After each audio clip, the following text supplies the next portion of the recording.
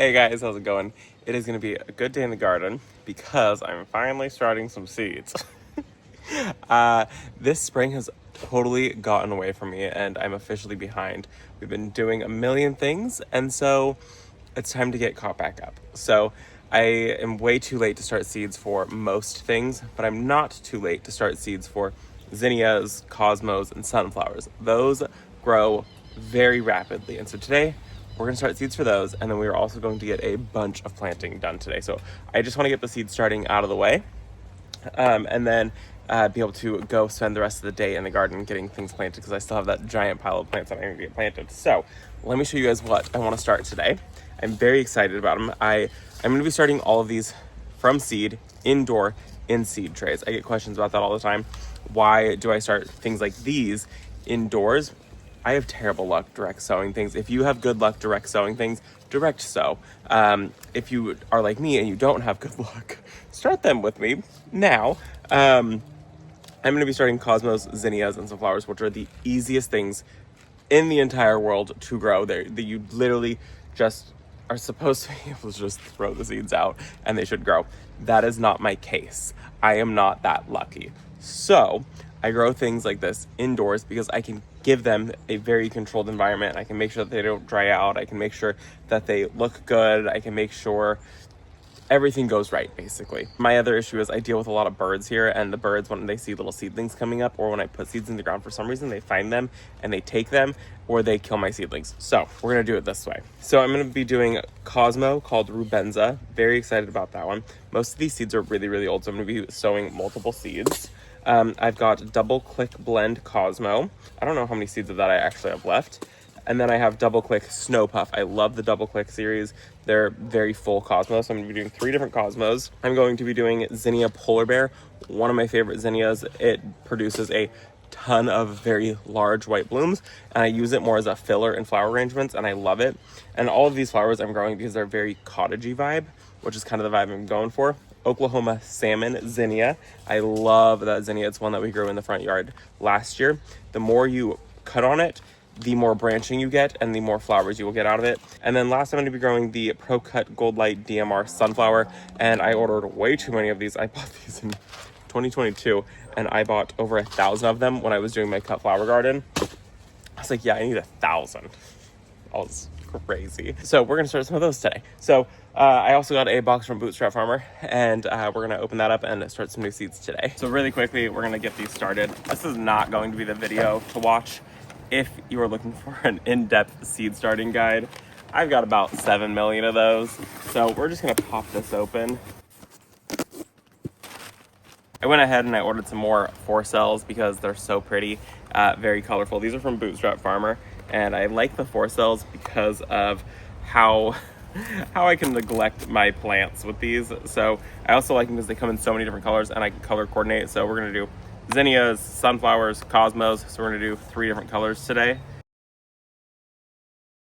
So I pretty much expect all of these to germinate within just a few days, 7 days at most. All of these should start germinating. And most of these seed packets are from 2022. So I will be going in with probably 3 to 4 seeds per cell on these. If these were brand new seeds, I would only probably go in with about 1 seed per cell, maybe 2. Like I said, all these should germinate fast. I'm gonna go ahead and I'm going to fill all of these up with soil now. I'm using Fox Farms potting soil. I'm looking for a peat-free alternative. I would like to get into peat-free soil. So if you have a recommendation for peat-free, let me know. Let's get these filled, and then all of these, basically, rule of thumb is get your seeds planted 2 times the depth of the seed. So all of these are just gonna go down twice the depth of the actual seed.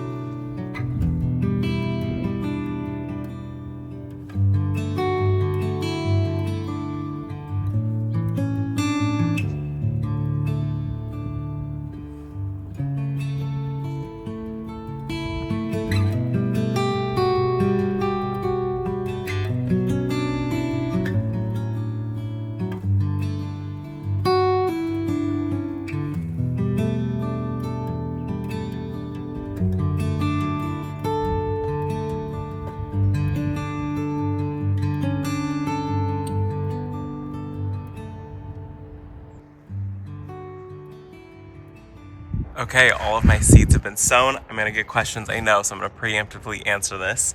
My seeds are from PineTree Garden Seeds. They had sent me out those a while ago, and I believe that that is a woman-owned company. So if you're into making sure that you're supporting women-owned, PineTree Garden Seeds, it's a small company. I also get seeds from Johnny's Seeds because they just have a huge variety of seeds. And then I get some of them from Baker Creek. And then all of my sunflowers so far have been coming from Sunflower Selections. They have a huge range of sunflowers, but I think that you have to like minimum order is like 50 or something like that. Which is fine when you're ordering 1,000 of them. But yeah, so those are where I order most of my seeds from. I think that's pretty much where I get all of my seeds from for my garden. So, and then seed trays, you can get the colorful ones. Those are from Bootstrap Farmer. I will put the link to the seed companies and to the seed trays in the description down below. Let's get to planting now. So I went to my hoard, and this is what I've decided to get planted today. I've got 3 things that we're gonna get in the ground, and I'm very, very excited about them. We're gonna start with this one because it is brand new for 2026. This is a nepeta called Lemon Purrfection. Oh my gosh, so cool. When I saw it on Proven Winners, I was like, wait, I love the cat's pajama nepeta. And now you have this like chartreuse green. Beautiful. It gets about 10 to 12 inches tall and wide, has a beautiful smell to it, and then it's going to get these really pretty purple flowers just like the cat's pajama nepeta gets. Growing zones 3 through 8, and it wants full sun, so we're going to make sure this gets full sun, and I'm really excited to get this one in my garden. I think it's going to be a great one that I'm going to use for a border in the jelly bean beds. And then next, I've got this grass right here. I've got 3 of them. This is the Prairie Winds Totem Pole grass.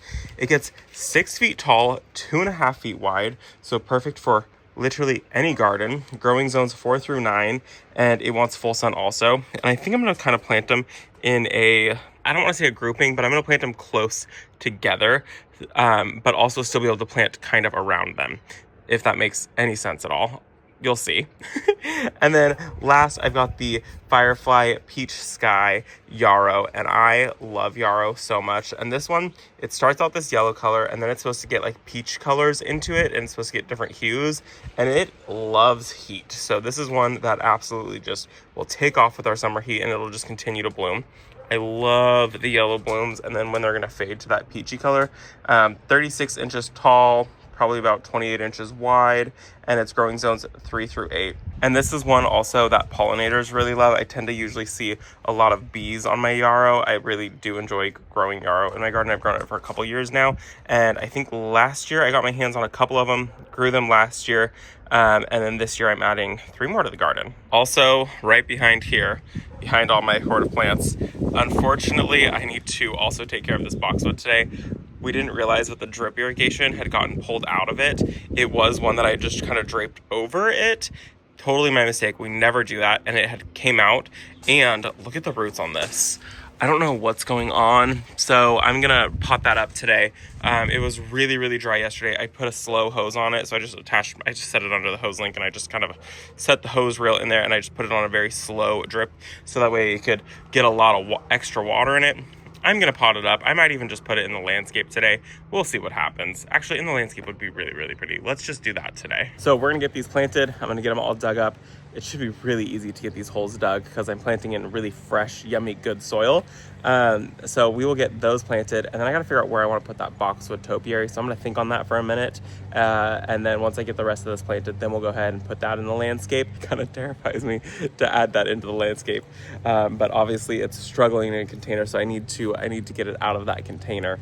But I'm going to be going in with a slow release fertilizer. I'm going to go in with those little tabs that I'm trying out this year, and I'm going to just pop one of those in to each one of those plants, and let's go. So what I'm thinking for this area is I'm going to do one of the grasses right here and the other grass right there. So they'll kind of flank the ginkgo tree a little bit, and they'll even add more privacy into this area right here. I think it's going to be so good. And then I'm thinking that I'm going to do the Lemon Purrfection, the nepeta right there. I'm going to do all of them in one big, huge section, have big impact of color. I'm really loving the way this section right here is really turning out. I have the yellow, the blues, the purples, the whites, the pinks, and then I'll have the chartreuse green with the purple blooms on it. So I'm going to do all of them just in that one little section there. The third grass is going to go right here in this hole, and that'll be a 6 foot tall grass. So that'll just kind of like add some interest into the garden, and it'll add some more height right here where I'm really just needing height in this section. And then as far as the yarrow goes, I think I'm going to pop them in right there. I think that that'll be really pretty. I think that it'll be a nice little pop of color right here, and it'll be yellow, and it'll be perfect, and it'll tie into the lemon coral sedum that I tucked in right there.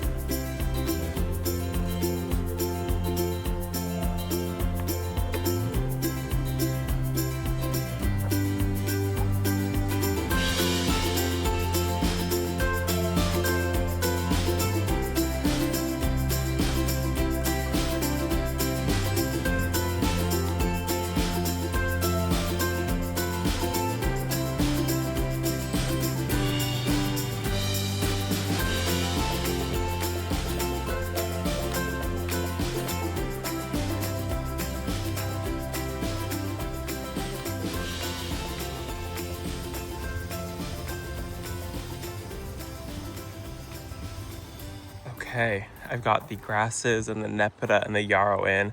The grasses are going to be so pretty right there. That should spread out about 2.5 feet wide, 6 feet tall, so it'll obscure your view there a little bit. And I've got them planted in between the ginkgo tree. So the ginkgo tree is going to take years and years and years to get to its mature size. So this is going to be a slow grower. So for the time being, I have things planted around it that are going to get a decent size, that are going to buy me a couple years and help with the privacy that I want when we're in the fire pit area. I don't want you to be able to stand on our back porch and be able to look out and see all the way back. So I'm trying to create a wall right here. And so we have this temporary wall with the grasses that'll live a couple years and a ginkgo tree that's going to take years to get to its mature size. I've got the nepeta right here, and it's so bright and so full of color over there. I'm going to expect some shock from these guys. I'm actually going to expect shock from a lot of the plants that I'm getting. They're all coming from Michigan in a greenhouse. Perfect temperature. This is California and we are 85 and the sun is much more intense here. So things tend to usually get shocked and then they come back and it's no issue at all. And then the yarrow right over here is looking so pretty. I'm obsessed with the yarrow. I cannot wait to see its other color that it's going to provide us. And then I'm thinking boxwood spiral. Bang, right there.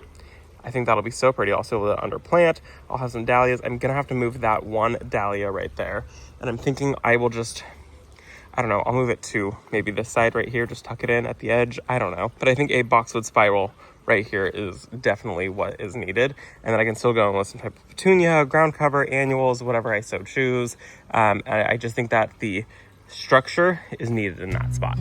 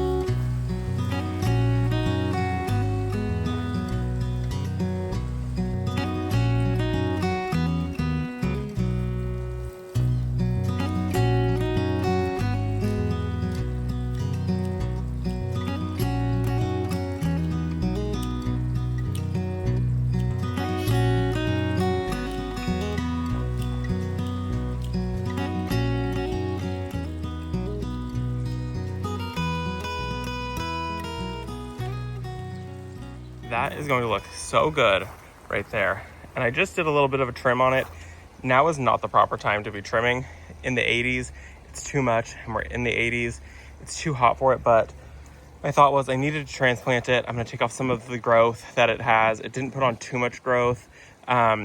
So this is, I don't know, I just thought I'm maybe helping it. And you're probably noticing that one little piece that's at the top. I wanna train the spiral to get taller. So I need to train a new leader on it. So it's gonna have just a wonky little haircut for a while. But I think that's gonna be so pretty and lend to the formal cottage look that I'm aiming for. So that is going to be it, my friends. We got seeds started really quickly. Easiest seeds to start if you're looking to start something and you want that cottage vibe.